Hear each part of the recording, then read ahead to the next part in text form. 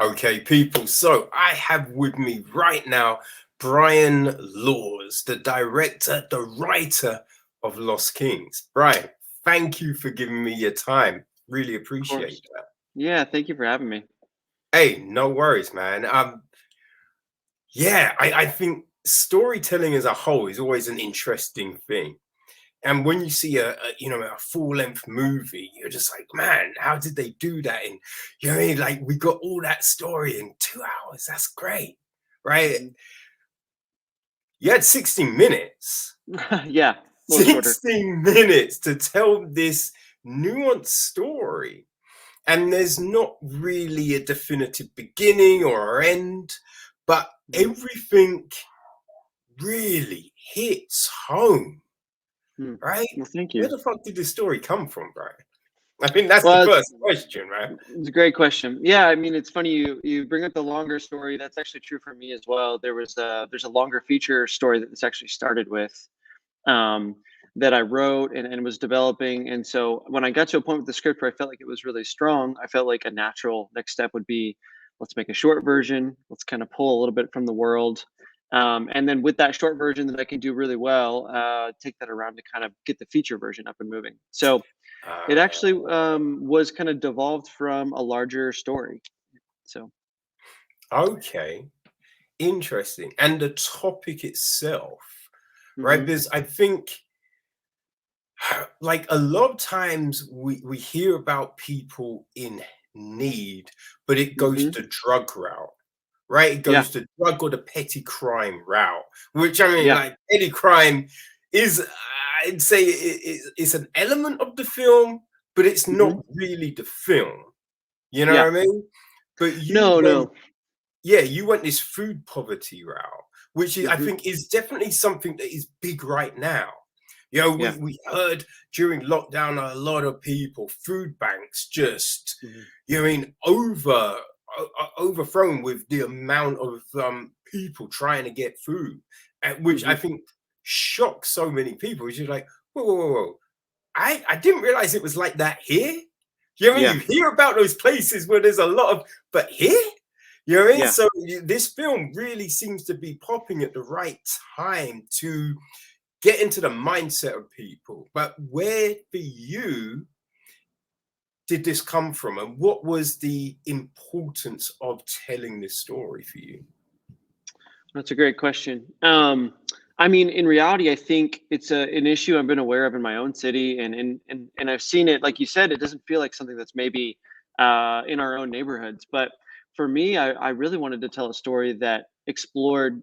I mean, for example, the way mine does it, he breaks into the home, but they don't know he's in the home. They don't know why he broke into the home. They don't even know, who broke in the home. And I Hmm. was really interested in fleshing out the idea of, like, we so often might come back to a scene where our car is broken in, our home was broken into, and it's easy to assume, like you said, like, petty theft, or maybe think some of the intent was more malicious. And what I really wanted to do was tell a story from the perspective of someone in a really tough financial situation, and it needs something as simple as food, and breaking in for something that, I think we all kind of understand is just such a basic need. And show it from his perspective and juxtapose that with the family coming home, to really walk through kind of the situation with empathy as an audience, to really consider, like, the real reasons people are probably pushed to these limits. And so seeing that, situations like that in my own city, and like you brought up, often not far away, but sometimes just a street over from where we all live ourselves. um, I felt it would be a really powerful story to bring light to these, a really basic need that's not being met in a lot of corners of our world and our cities. And also to kind of walk people through, I think, really a thought of maybe considering that, whenever they encounter situations like this, the real reasons behind it, and maybe not the malicious intent, or what brought someone to do this from a real earnest, desperate place. Because, yeah, I think it's so easy to just walk up and say, "Wow, someone broke up my window in my car. Probably were just looking, to cause trouble." And I think we so often write off maybe the nuance involved in some of these financially desperate situations. So all those things kind of combined led me to the film.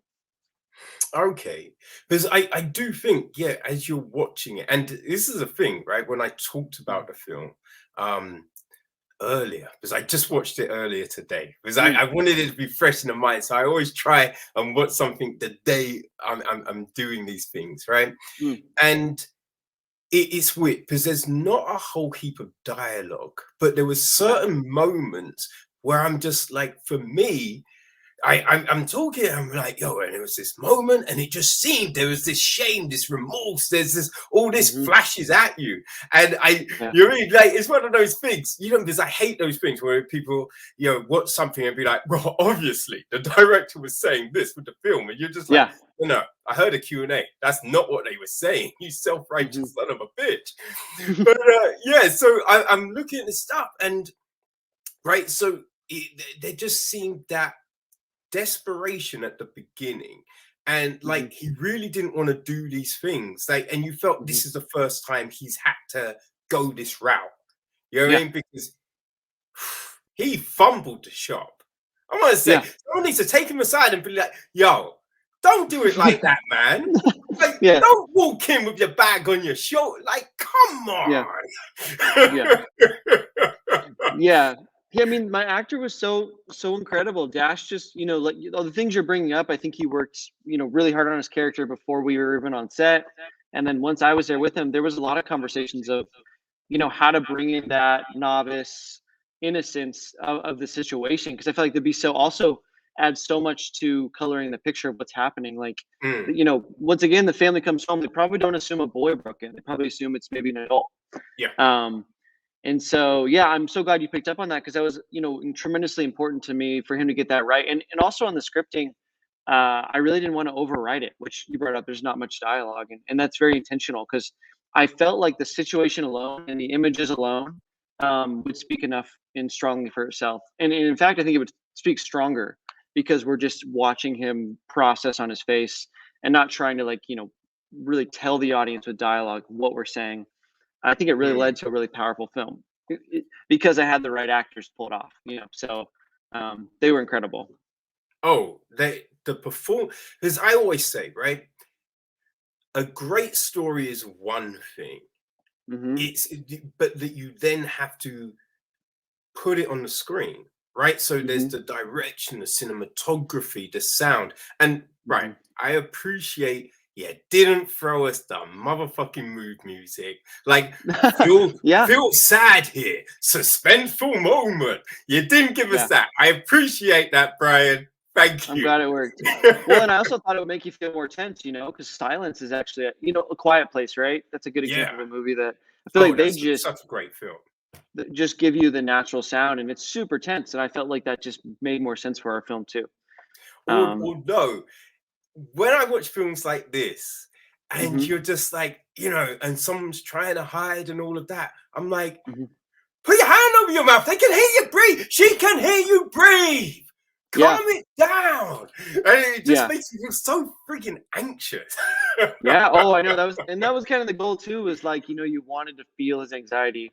And I think you probably even picked up on that because like a lot of capturing him breathing and kind of making sure that was throughout was intentional to kind of make you feel maybe the same level of anxiety he would feel as you kind of hear his own breath trying to like keep it quiet. So I'm Mm, glad I got you. mm. If it made you anxious, it worked. That's great. It really, like, because the thing is, it felt natural, right? Mm, And using, with the lack of dialogue in a lot of places, but it's just like, you know, you're not really gonna come home, look in the cupboards, and be like, "Hey, Jaden, where the cupboards are bare, Jaden. What are we gonna do? Oh my god!" I'm at my yeah. wits end. Like, you wouldn't. It's all internal, and that's the Yeah. thing. We see the expression, and Hmm. this is the thing. It's like, so you have the direction, the cinematography, the music, the makeup, all of these things, but then your actors, they need to perform.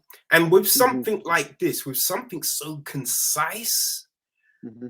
any dropped emotion, any dropped nuance is going to be so noticeable, and it's really going to Yeah. affect the story. So everyone involved, and even from little old Jaden who doesn't really Mhm. say much, but it's just Yeah. in the way he sits, the way he like physically interacts in that moment. Mhm. It's just those Mhm. little things make sense, right? Yeah. And speak volumes. It's the like the mother when there is that realization. It's the drop in tone, Mhm. right? It's the hey, so but I think someone's here. And it's just those little Mhm. things that you're just like, Yeah. phew. Like, how the fuck did Yep. you get these performances, Brian? Well, I think part of it is you just cast really good actors, you know, like it's just like you that I was very fortunate to have amazing actors to work with. Um, and then on set, I think there's, you know, part of that's my responsibility to know what I want and to kind of have a rhythm or a tone always in my head of kind of where we are in the script. But they were tremendous collaborators. I mean, sometimes or oftentimes they would just, you know, go a different direction with it slightly or drop some nuance or you know, you'd see just their own personality kind of creep into the character in a really really beautiful way that kind of brought even more to their person like on screen. Um, and so it was just a lot of fine tuning. I mean, it felt like because you said it was so quiet, no dialogue, it was a lot of real micro movements we were doing Mm, constantly on set, kind of tracking where we were in the film and just making sure we weren't ever overstating it. Because I knew if it bled into melodrama, it would really take away from the honesty of the story and could, you know, even potentially feel exploitive of the issue, which is a very yeah. real issue in all of our, you know, a lot of places in the world. And so I knew the more honest we did it and the more subtle we did it, it would be really important to make it connect with people. Because the last thing I wanted was people to start to feel like it was, although it has thriller elements, you know, it's still very much like a has a is a coming of age suspenseful drama, and didn't want to ever slip into something just seeming thriller horror like. So it was just always keeping that kind of in the forefront and knowing the story we were telling really helped us make sure we didn't kind of lose that. And that led to those hushed moments you're talking about that just felt natural for the character and the story. Yeah. So when you're, you know, trying to get these things from people, right? Do Hmm. you write in the script at this moment, these emotions are running through you? Like, do you Mm, put together like playlists to be like, no, listen to this. This will put you in mm, the mood. yeah. What are the things that you try and utilize Hmm. to, you know, get this across? I'm sure in run throughs and things like that, there's a lot of Hmm. conversation, but yo, how do you do it, bro? Well, in this on the script level, I'm trying to always only write things you can see. So I'm probably rarely going to write, um, uh, you know, Zuri, our main character. Zuri feels anxious and frustrated and upset. I'm Hmm. always trying to start on the script level with writing what we can visually see, and I can like without giving telling the audience what it means. So Yeah. I would write, you know, he drops his head, he takes a deep breath, and so always thinking through not just like exposition that you know on the script that tells the reader what you know what's happening, but I would try to always think through what images and what visuals as a viewer, if you read it and imagine it, it then tells you and fills in the gap what's going on in the character. Mm. Whether that's you know fiddling with keys or something, or you know, maybe you know crawling through the house in a certain way. Always basically describing the story visually and not expositionally. And I think on the script level, another thing I like to do is I like to write rhythmically a little bit. So if a moment needs to feel a certain way in pacing, I might use a couple different lines to say it. I might use all capitals or like you know to kind of as they read it, they should be feeling the tone and the rhythm of the script as they go through it because I've kind of taken time to kind of like map out my beats on the page first, and that's kind of that's done really well for me because I think it actually pulls the actors on the reading into what my vision is and what I hope like not just the actors, the whole crew. I think it walks people through the rhythm and the tone that the film is because they can kind of see on the page the beats and the visuals so clearly. So it's easy sometimes to want to not write those things because it's really hard to kind of think through what Mm. does it look like to be frustrated instead of just writing he's frustrated. Yes. Um, but forcing myself on the front end on the script to get that down has exponential value later on because throughout the whole process, people understand, what we're doing in this moment. Um, so that's kind of that is the starting point for all of it. And then on set, there's slight tweaking, but the script is where it really starts. Now, would you say your commercial background really is beneficial in telling a story over a short period of time? You know, I Hmm, mean, I guess you did start that's a with good Super Bowl question. adverts, which is like insane. You know what I mean? But it's just Hmm. being able to tell a story in such a short period of time. I Yeah. it seems to go kind of hand in hand with what you're doing Hmm. now. Is that something, or am I just trying to throw words in your mouth? Yeah. Well, I think all work does kind of, shape you and challenge you and grow you in good ways. So it's probably hard to separate the two and say what's influenced what exactly. But I will say from a very young age, starting in theater and acting, elementary school, and actually writing narrative first. And being a movie lover, I actually started in scripted, and that's kind of what I've done the most of. So although there's some commercial work now, just naturally through opportunities working in the industry, really my roots do start in like a scripted story, even as a kid, even writing stories on my own and kind of working through that with friends or doing theater. Was learning to edit really young, about 14 or 15 years old, was working on a computer, learning to edit and learning what it really means to build a story visually and the right tone and pace. So I think it's actually the other way around. I think my love of movies and my experience acting and my like desire and actually making scripted pieces with friends like in high school and middle school actually informed me able to do commercial work really well. And But yeah, they both contribute to sharpening a skill set. But it's I think it's actually the love of movies that started me. um Ironically, it's the other way around. Okay. Thanks, Brian. Embarrass me on my own podcast. I understand. I get it. I get Well, it. I had never had the question before. I had to think about it. I think that's right. You could be right. And so, what kind of stories and storytelling kind of spoke to you the most? Were there certain Mm, directors or authors, that you're just like, man, if I could tell a story like that? yeah. Man, there's so many. Like, I mean, some are like classic ones. Like I think like Spielberg movies, particularly like late '80s, '80s and '90s movies. Kind of while I was growing up, were like very impactful.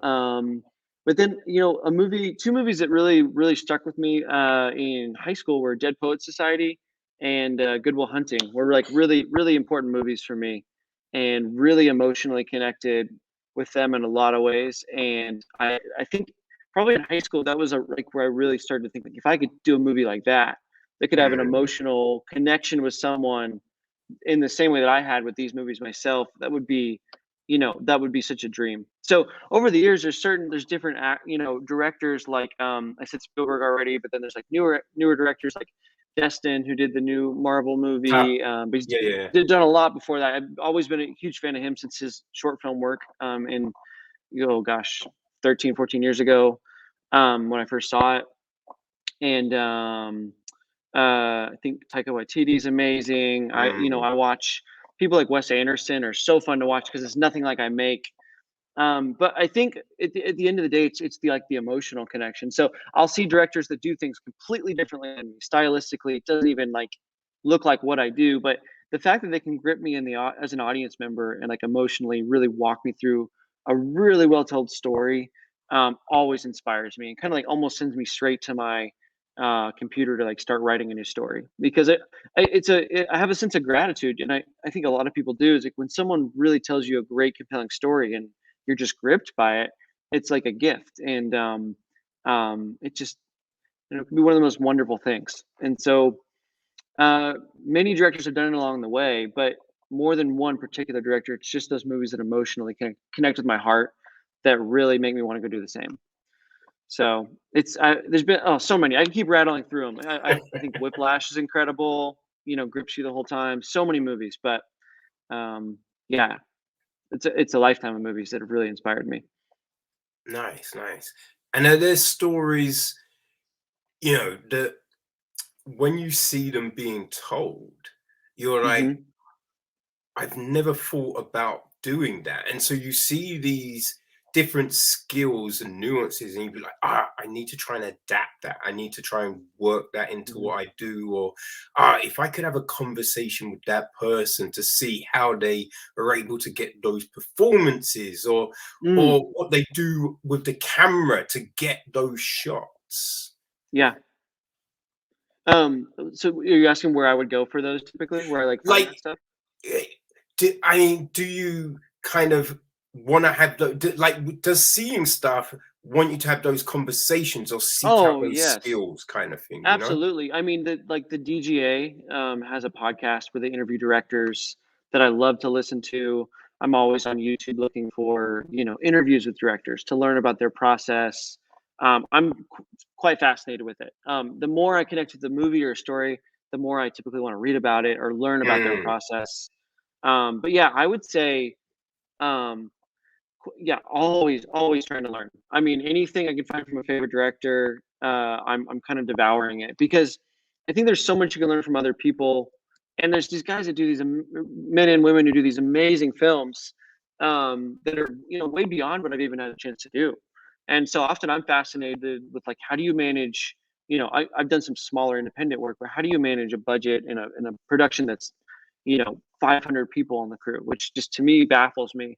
But also it's really encouraging because the more I kind of, dig in and hear about their process and how they manage it, it sounds like in a lot of ways, a lot of the basic things they learned at kind of at the level I'm at on independent films really apply to a $200 million movie. mm. There's just way more to manage around it, and there's certainly new skills you have to have. But telling a good story is kind of always telling a good story. And so it can be really encouraging. I often seek it out because it makes me feel normal. I'm like, oh, okay, all these directors, they're normal like them, and also it kind of demystifies the process and helps me feel Mm. really hopeful and encouraged. Like, just one step at a time is enough of a pace to get there, and um, I'm sure it's scary and stressful. I know it is, but it doesn't get easier. So it kind of actually makes it easier to, like, just feel normal, keep moving on the process because their journeys actually really give me hope for mine. Yeah, you do get that sense of clarity and relief sometimes hearing Mhm. conversations be like, okay, so I'm going in the right direction, and be like, oh, Mhm. I use Yeah. that technique as well. Oh, Yeah. okay, cool, cool. Right. Yeah, you feel like, okay, I'm going well with how I'm Mhm. proceeding with this kind of thing, which I always find is interesting. Definitely Yeah, interesting. there was an article Paul Thomas Anderson did the other day that I was reading, and he was just talking about how every film, you never really lose the fear of, like, will this be good? Will it come together? Is this gonna work? And to see someone like him who's doing, pretty just amazing work, so encouraging because 'cause you're like, "Oh, okay." The feeling, the fear of, like, is what I'm making going to work? Is it, that, like, how do I figure out this project? Doesn't seem to go away even at his level. So it kind of, like, just relaxes me at mine because I'm like, okay, I'm just gonna have to learn to dance with these emotions because this is what it means to be a filmmaker, whether you're doing a short film or whether you're doing a massive studio film. Yeah, it's funny. I saw something about Ridley Scott the other day, and he was Mm, talking about The Last Duel, and he was being asked, what do you feel because it wasn't a huge, like box office success, and sure. he's just like, you know what? Sometimes you think you've got the thing, and you Hmm. don't have the thing. But I made Blade Hmm. Runner. Everyone slated it at the time. It's now in Hmm. the Hall of Congress. People Yeah. love the film. So it's just Hmm. like you can't always look at these indicators as an actual indicator of the quality of a film. No, sometimes, yeah. I mean, I think someone said one time, and I really related to it. Was like sometimes you're ahead of the gatekeepers. Sometimes you make Mm, something that is maybe even ahead of its time, and it doesn't connect. Not to say that's necessarily my story, but it was refreshing to realize that because you're right. There are people that make things and it doesn't do well, and 10, 20. Well, I guess now it's 40 years later.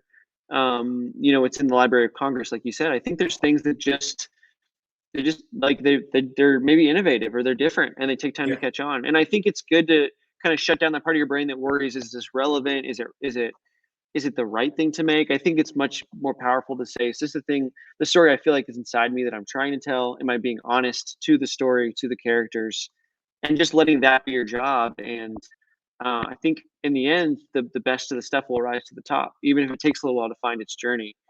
And that is also a huge encouragement to hear and read, because I think that gets in your head. I don't think it's helpful to be wondering every step of the way, am I making the right thing for the audience to be happy? I certainly want to entertain them and I want to emotionally engage them and you know have them be invested in my film. That's always, of course, on my goal, because I think a film that doesn't connect with its audience is not doing what it's supposed to do. Yeah. Um, but it's nice to know that, that's not something you can predict in the moment. So just do the best, being true to your vision and what the film is, and be true to that, and let the rest of it figure itself out afterwards. Certainly a calming thing to realize in the process. And then when you're on set, kind of keeps you grounded, in what you're doing. Yeah, which does always make you wonder, right? So, what are the tools given to people if you've come from, say, a film school background? Like, when do Hmm. you learn this stuff? When is this stuff kind of ingrained in you? Be like, yo, don't worry, just focus on the story. You know what I mean? It's like for Yeah. you, like when you first started creating, like from that point to now, when did this realization of, you know what, certain things are out of my control. Let me just Hmm. focus on the things I can focus on. Hmm. That's a good question. I don't know. It's hard to point to a certain moment. I do think probably, well, I'll just say for my journey, I don't know if it's true for everyone, but the first big leap you make into filmmaking, I think certainly has maybe the most emotional angst and trying to figure it out. You also typically, for me at least, enter in with a lot of naivety of like not realizing what you don't know. So you're maybe Mm. even less anxious than you should be. But I think I think for me, it's just like surviving each time, like doing the thing, feeling worried about it, feeling on the top of the world about it. Oh, it's amazing, and then like all the emotions in between, basically, like because it is truly a full spectrum of emotions anytime any project goes on, from like feeling utterly hopeless about it to feeling really really proud and happy about it. I think I go back and forth throughout the whole thing, but when that cycle ends, when a project finally is done and released, it's kind of like the dust settles and you survived it and you kind of come out of it and you're like, okay, there was a lot that happened there, but I made it through. And then you do it again and you do it again, and you do it again. And what begins to happen is I think you just start to learn that while uncomfortable in the middle of the process, it is part of the process, and like that state isn't forever. I equated it, I think, recently on an interview to like running a marathon, which is a funny comparison because everyone knows I've never run a marathon. All my friends know that. So what do I really know? But um, I have been through, shorter races like 5K. I've done really, hard workouts in the gym. And I think the thing I'm speaking to is like it sometimes feels like you're gonna die and you're not gonna make it in the middle of these really hard things. And then you get done with it and you realize that was just a temporary pain to get to a larger goal. Mm. And the same is true with filmmaking, where like the pains along the way after to get a film to be released in the world, the more you do it, the more you kind of develop a grit to say, this is just going to be part of it, but I love it. I love the process. It's the most fun thing in the world. I can't help but be a filmmaker. It just flows out of me, and that's what I'm going to keep doing. So I'll just expect the pain and I'll just work through it. And I might feel it every time. But the difference now is because I've done it enough times over, I know that it will go away and be replaced by being proud of the film. So that kind of is now a through line that I think probably every creative, probably musicians, right, authors, whatever someone does, I think that happens naturally. The more projects you survive, the more you have a grit and a toughness to keep surviving future ones. And I think it gradually happens to all of us. Yeah, no, I think that's a very good point because I know from training like Muay Thai, Jiu Jitsu, kickboxing. Hmm. There's times I've had my ass kicked. Like, Yeah. man, the first time I sparred doing Muay Thai, I'd been training for a while, but I thought, Hmm. you know what? I feel I could hold my own against Hmm. Sensei. I don't know what I was thinking. I was Yeah. schooled Yeah. so badly. But Yeah. like, you know what I mean? You're getting kicked and punched and everything like that. But it then just sparks that thing inside you that's like, okay, Mhm. now I know where I am and where I need Mhm. to go. And so then the Yeah. next time you've got a bit better, and the next time, and you start to be able to see 2 steps in front, 3 steps in front, 4 steps in Yep. front. So although I'm never going to beat Sensei, but Mhm. I am able to hold my own a little bit better, to understand the nuances of this Mhm. game we're playing. And Totally, that's yeah. the great thing about it. Yeah, and I think it's true for everyone, no matter that's a great example. But yeah, like you just survive it enough times, you kind of figure out what it's gonna take. And I think for anyone who wants to do anything in the world that's difficult, the best thing you can do is just finish it one time, Mm, whether success or failure, just get through the cycle one time. Because that's I think really where you develop the grit to do it for, maybe for your life if you want to do it that long. yeah, But no, not true. finishing. I think finishing is a superpower for those that really want to do work in the world because it teaches you that there how strong you really are, if you keep going. Yeah, no, definitely. Now, Brian, the one thing I'm very interested about is because Mhm, look, there's been films that have tried to touch on certain topics, right? We had mhm, Dangerous Minds, looking at education and that kind of thing. The Blind Side, right, mhm. with Augie, American football, and all of that. Yeah. Now, the big thing was, I found those films very patronizing. Now, they were very Mhm. successful, so maybe Yeah. I'm wrong, but I just thought the way they handled it was so patronizing. But Mhm, watching yours, right, there didn't seem to be this. As I said, there was nothing being like this is how you should feel or anything mhm, like that. Or look, Zuri's poor, or the family, be with the family. It was just like this is a situation, and you view mhm, it from that, right? mhm. So when you're trying to tell something like this, how do you stop yourself from coming across as patronizing? How do you put Mm, that story first above any sort of message you're trying to push across or mhm, anything like that? As I remember that episode of Broad City when friggin' Hillary Clinton was there, and it just made me cringe. And I was just, I love the mhm. show, man, but you didn't need to do that. Right. So Yeah. how do you avoid those things and keep the story pure, as it were? Well, I think it's pretty difficult at times. I think you have to really hold yourself in check, especially if you're writing and directing. I wrote the script too, so I have a certain emotional connection to the writing.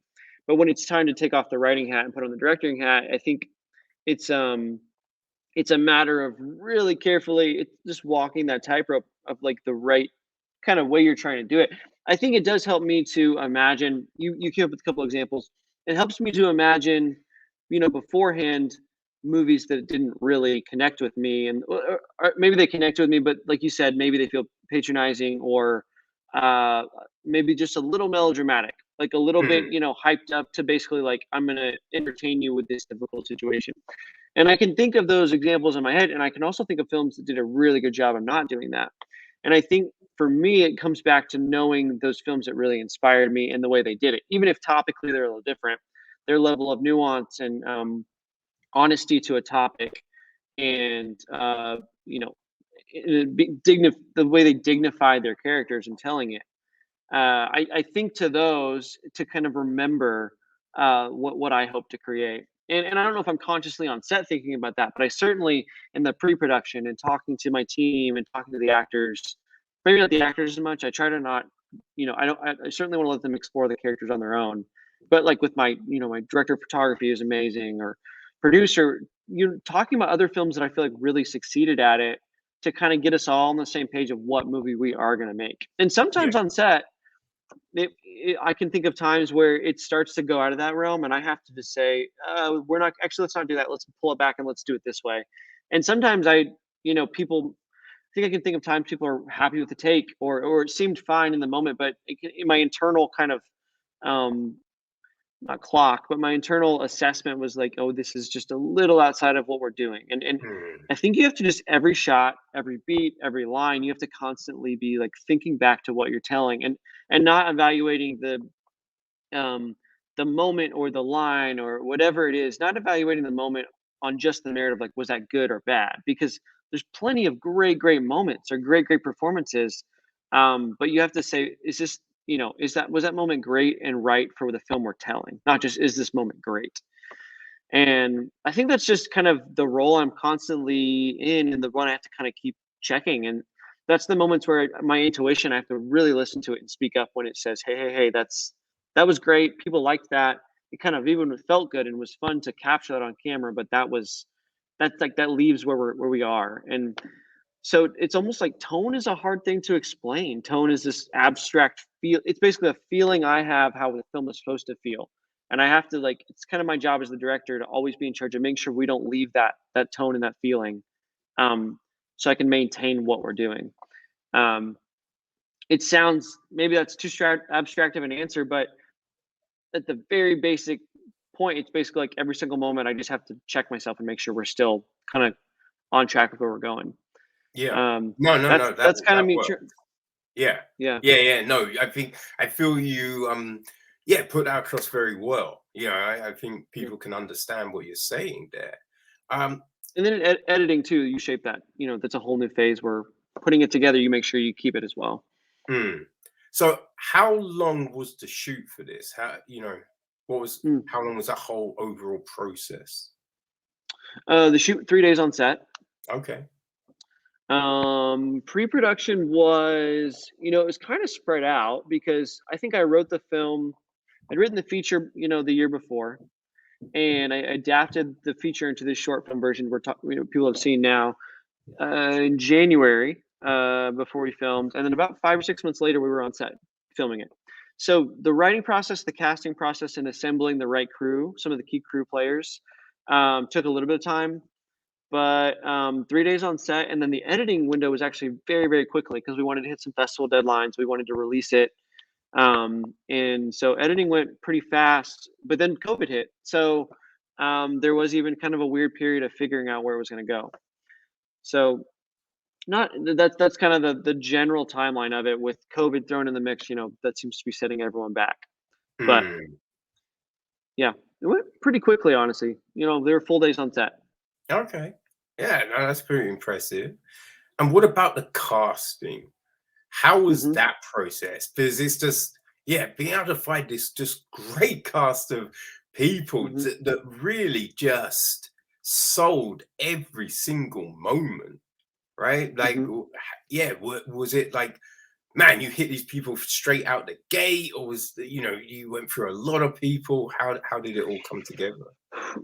I think we went through hundreds of people. My casting director, Chris Freihofer was great. We met on after a previous film I did, and he was, just kind of hit it off talking, and ended up wanting to working together on this next one, Lost Kings.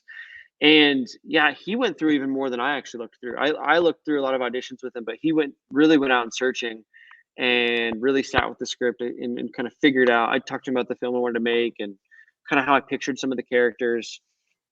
And we didn't find him right away. It wasn't like a month, several month long search, but I do feel like it was probably about a month till we found everyone we needed. And even when we were kind of doing some of the final casting, I think to a degree I'd seen him taped on online, but I hadn't seen him in person. So there was Hmm. even an element of like, oh, I think this is the right way to go. I hope this is the right way to go. Because obviously casting could drastically just change the direction of a lot of it. But Dash, our lead, his performance, and Joe Ashley just kind of seemed right when we finally saw it. Hmm. The final scene with Dash, where it has a lot of emotion to it. I won't. Yeah, that was my biggest concern. I was like, did I write a scene that I can find a 14-year-old that can kind of like pull that off? Because there's just a lot of things going on, right? It's not just like a quiet moment. It's kind of a chaotic moment. Yeah. Um, and in the audition, he just nailed it. And so I was like, wow, okay. I was kind of surprised that it was like that clear, but seeing him was a pretty easy decision. And then I can only it only got better from there. Meeting them in person, all of them, they were just incredible. And beyond just that, they were interested in the feature. They wanted to know the larger story. They were just an encouraging group of people. The actors were so kind and found me after and told me how much they enjoyed the script and how much they were excited to see me do bigger projects. I mean, they were beyond just amazing collaborators. They're just really, really kind people, and like just genuinely supportive of all of me and everyone on set. So it's really, really cool to be on set. It was a great family of people to make the film with. Nice. And was one of the questions asked is, in the feature, do I actually get a name? Yeah. Well, yeah, that's fair. That's very fair. Yeah, there was a lot of jokes about that. Yeah. Because some of honestly, you don't hear a single name the whole time, which Yeah. I don't think you need to for it to work. But some of them have names in the script. You just don't ever, you don't ever see it. So Yeah, one no, day, that one that day they'll that get a was the name. thing because I'm just like, Zuri? Oh, okay. Yep. Yeah. Yeah. Because also, like started with the feature script, so they all have names that you hear in the feature version. But then in this version, it's just like there's not time to get into names Yeah. because you're kind of in the heat of the situation. So yeah, it was kind of funny, but I think everyone understood the context that the names later in a larger story get told a lot more, Yeah, yeah, said a yeah. lot more. And so everyone is signed up for the feature or because hey, you know what I Well, mean? From what I'm reading, you could be up for an Oscar, right? So if you get that little hope so. gold man, then people Mhm. might be like, I'll come back, but yo, you have to up it, Brian. So you need hopefully you've tied these people down now. Well, there's it would be a whole new conversation because honestly, the short was adapted from the feature, so there's whole entire characters that don't even appear in the short that are really important in the feature version. So, man, to get there would be amazing, but at this point, I think I'm just kind of still figuring out where it's going to go. But when it comes time, yeah, there'll be a lot of those conversations. I'm sure of like, what does it look like to be a part of a larger story? Because this one was such a labor of love. It was a small indie project where people just kind of band together and help make it, just as some friends, and everyone kind of understood it was like there's a little story, a little film I want to make, and there's not much behind it except a lot of passion and hopefully a good story. So it will be interesting to see what it grows into on a feature level, to be bigger and have a budget and uh, just honest. I won't get into the specifics because I want to entertain you and you have fun when you watch it. But a lot more, just a lot more suspense and emotion, and a lot more deeper story and character arcs that will be, I think, really fun for the audience to get to live through. So I can't wait, but we'll see. One thing at a time, I guess. I'm definitely intrigued to see where this goes because the way you end it, right? Because as I said, look, there's no Hmm. definitive beginning or end, but Hmm. I think the way it starts really does suck you in. And the Hmm. way it finishes just leaves you just Hmm. whew, because you feel tense in the house. Then Hmm. there's the that moment Hmm. which nothing is said, but so much is said. Just going between Yeah. and just seeing the faces and just all of that. And you're just like, Hmm. where is this going?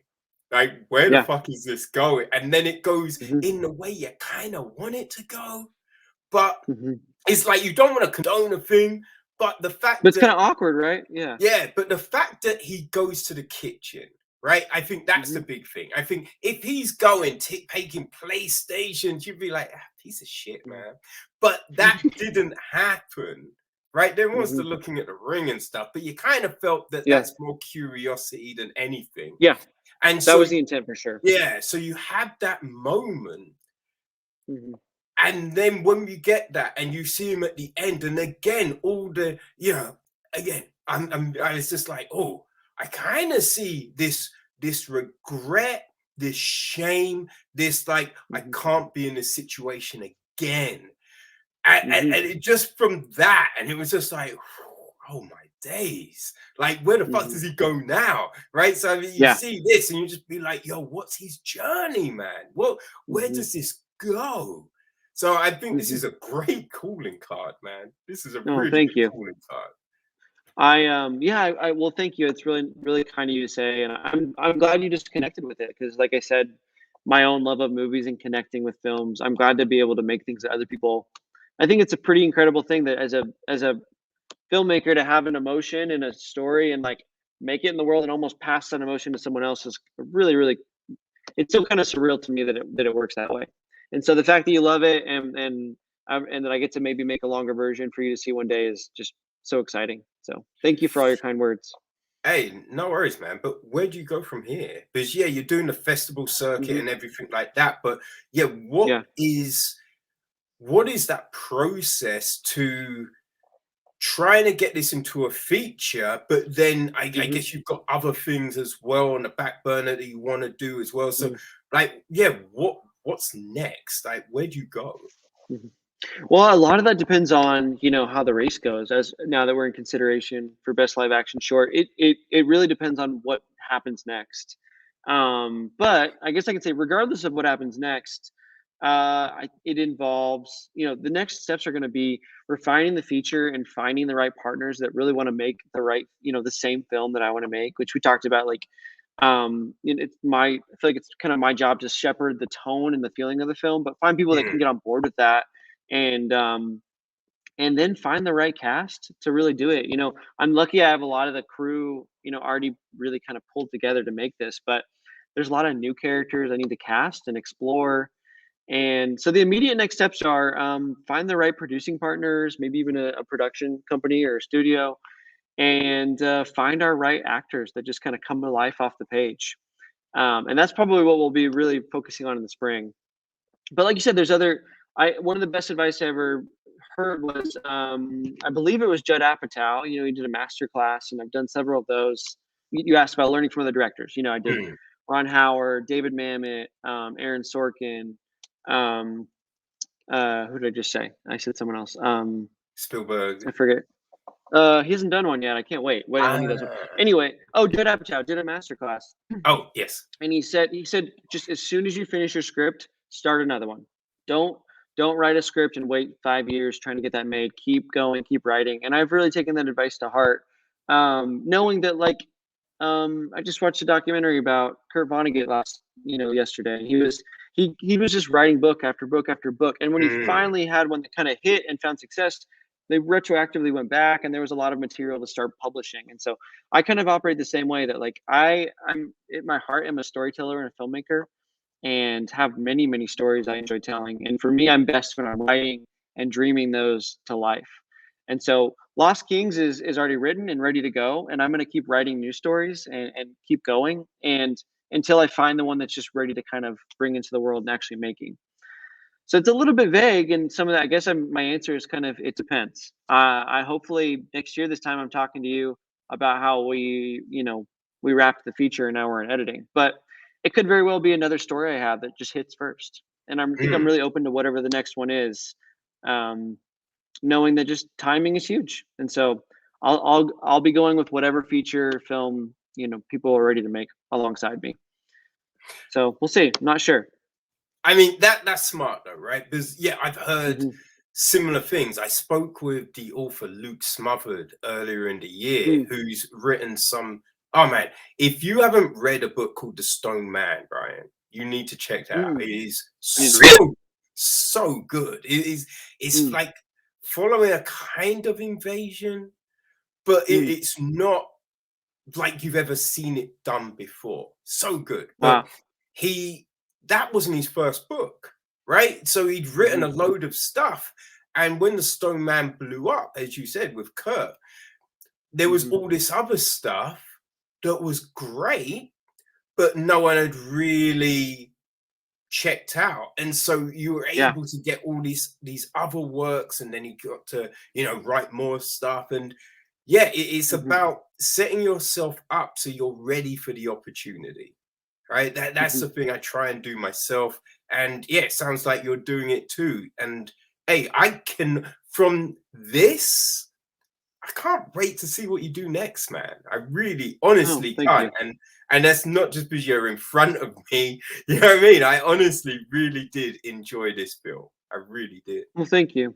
I mean, I sincerely just I have a blast doing it. Like, when I'm on set, I'm just smiling. When there's stressful times too, but typically smiling ear to ear, it's just the most fun. And I really love doing it, and I don't even know if I could not do it. I feel like it's kind of something that I've been trying to do since I was a kid and just can't get away from. I enjoy it so much. So it's really, really, really nice to hear that, someone enjoys it, and your words mean a lot because I'm gonna do it anyway. I'm glad it's working. It's not making bad films so far. And so, how can people, before I let you go, man, how can Mhm. people keep track of everything you're doing? So there's my website people can go to, and if you look at my name, it's just brianlaws.co. So they can go there, and that's kind of where work's posted. A little more of frequently, could follow me on Instagram. I'm going to be posting a little more, bit more there, or like big news about the film will come there first, which is my first and last name, just at Brian Laws on Instagram. And those two places, if they just kind of check in on there, they'll, aside from a quick Google search, Brian Laws Lost Kings or Brian Laws Director, you kind of search and see what's popping up. But you'll probably hear it first on Instagram and my website if people want to follow along. And I would love for them to, because I'll keep. There's some other films I have that are probably going to come out pretty soon from previous years, and eventually Lost Kings will be available to watch too. So come find me, and I'd love to carry you along for the ride, see where it goes. Splendid. And is there a festival, the next festival that you're showing Lost Kings at? Is anything coming on the horizon? Well, we just played at Chicago International Children's Film Festival in Chicago, so that was a big Oscar qualifier film festival for us. So that was fun. And then we either I need to check. There's we might be we just did Napa Valley Film Festival. When we're kind of coming to a close, we've kind of like finished our festival circuit. So there might be a couple stragglers, I guess, depending on what happens with being in consideration in the short list. It could maybe open up some new opportunities. But right now, we're kind of in a holding period while we figure out what happens with the Oscar race. Uh, So yeah, we'll see.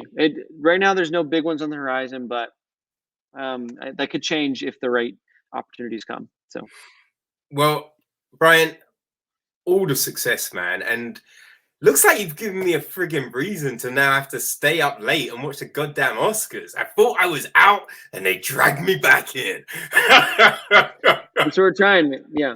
Yeah, well, hopefully this year will be a little bit, more normal. Last year was just kind of a strange year to do it. So Yeah. I come watch me from there. All right, man. Well, thank you again for your time. Really appreciate it. And yeah, all the success with the film, man, because it really tells a great story. It really does. Emotionally, physically, you do a superb job. Your crew, incredible crew you put together. Mm, And yeah, all the success, man. Really. And thank come you. back when you've got something else to talk about. You are always welcome. All right. Well, thank you. I will. Thanks, Kevin. That means so much. All right, man. You take it easy.